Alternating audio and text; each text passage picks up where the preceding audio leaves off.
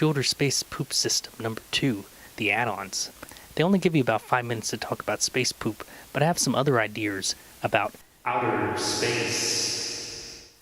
Somewhat poop related, mostly not. As you might or might not have seen in the first space poop video, I went over methods for safely pooping in a spacesuit in outer space for about a week. It's a complicated setup, but using it would be quite simple.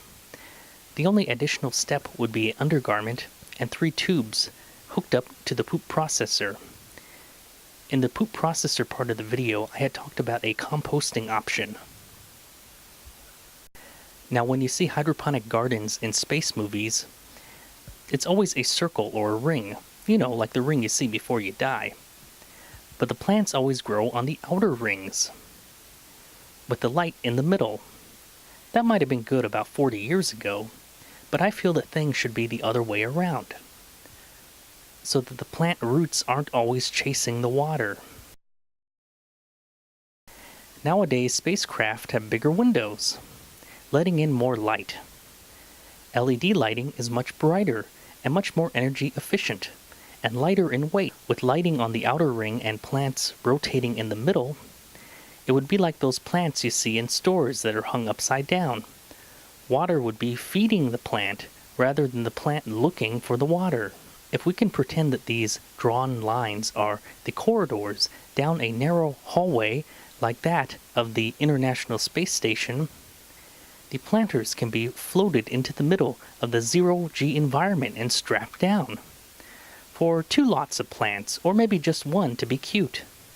Compost, dirt, and other plant-related items can be placed in the module.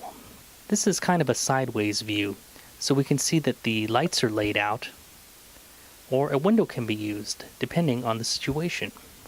Water is funneled down the middle, and centrifugal forces push it through the soil into the plant.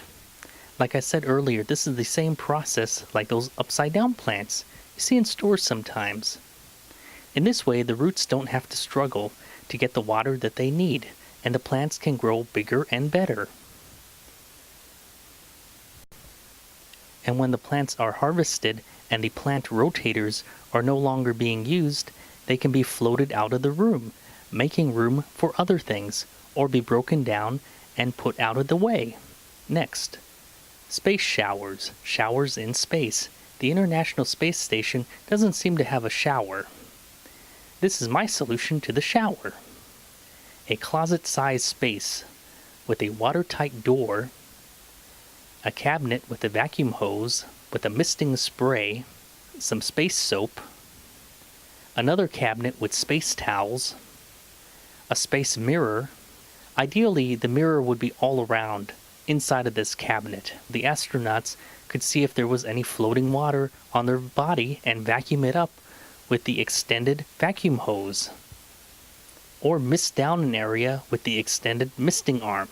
Space TV, a silent high-velocity fan for airflow, heating elements, and warm sauna-like lights to help in drying, a footbar to help the astronaut from floating away. The astronaut enters the shower. He water mists himself up, then soaps himself up. Then he vacuums off the excess soapy water. Water mists himself up again for the rinse. Vacuums off the rinse water. He towel dries, then done. For the bath option, it's a big plastic bag with a water hose and vacuum valve. The bag is filled with warm water. Soap is added for a bubble bath. The astronaut washes himself inside of the bag. Then the water is vacuumed out. Water is added for a rinse cycle. Water is vacuumed out again. Then a towel dry, just like the shower. My last idea is for a manned mission to Mars, like the type you hear about in the news all the time, but with artificial gravity. It works on a buddy system. 2 identical spacecraft leave for Mars. One might be launched early, empty, and the other one has a crew on board, or whichever is convenient. They meet up and leave for deep space. Once they get up to speed, they launch ropes out at one another. Then they slowly spread out the line, letting it out, like a spinning bolo in the air. They begin to rotate.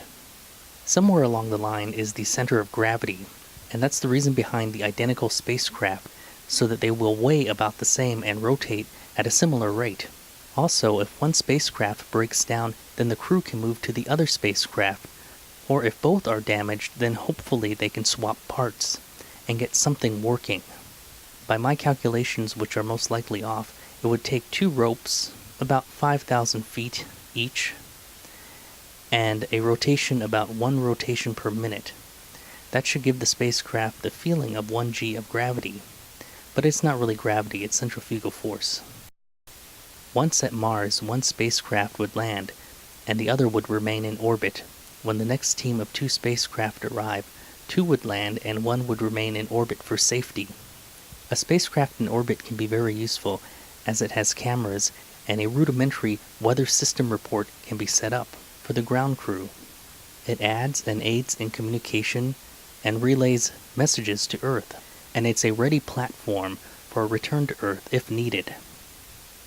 Hey, it's been fun thinking up these little space ideas. Thanks for listening. Goodbye.